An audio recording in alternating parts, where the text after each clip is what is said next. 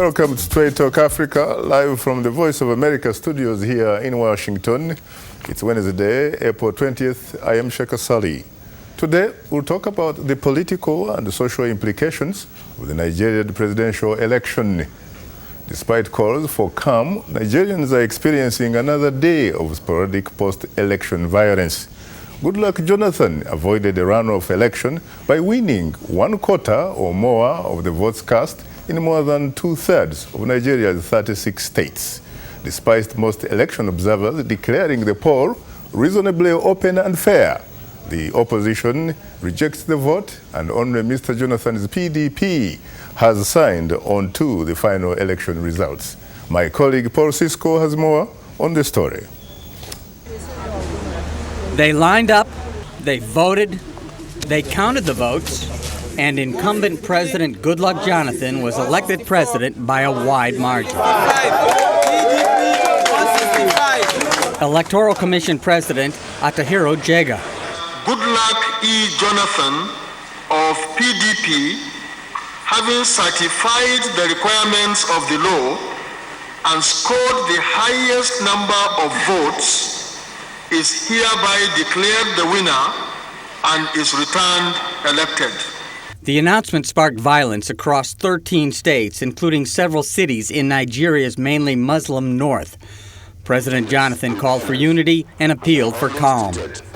Nobody's political ambition is worth the blood of any Nigerian. Mr. Jonathan garnered 22.4 million votes, nearly twice the number of his nearest competitor, former military ruler Muhammadu Buhari. The president avoided a runoff by winning at least 25% of the vote in at least 24 states. Let's continue on the road of national transformation. Let us all continue to pray for God's guidance in the years ahead.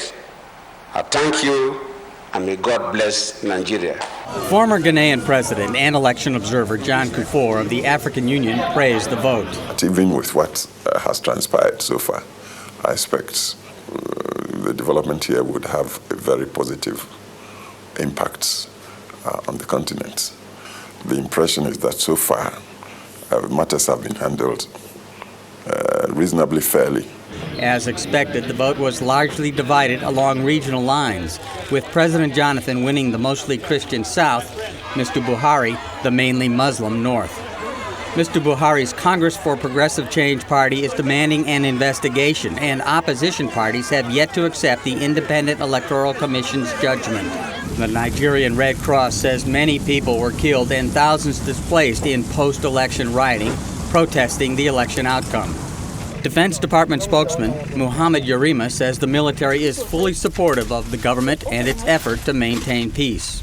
Nigerian Armed Forces remains committed and totally loyal to the government of the Federal Republic of Nigeria, and as such will not sit down and watch unpatriotic people take laws into their hands.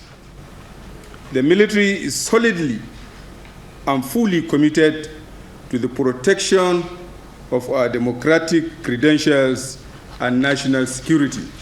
Nigeria has a history of troubled elections, but most observers describe Saturday's presidential poll as the most fair and free since the nation embraced democracy 12 years ago. U.S. State Department spokesman Mark Toner said the historic vote is a significant improvement over the 2007 election. It's a real opportunity for the Nigerian people to select their most senior leadership, and it also sets Nigeria on a course towards solidifying and improving its democracy through strong governance and transparent institutions. President Goodluck Jonathan's task now is to unite Nigeria's polarized population of 150 million people and make good on his promises to improve the nation's economy, health, and education. Paul Sisco, VOA News.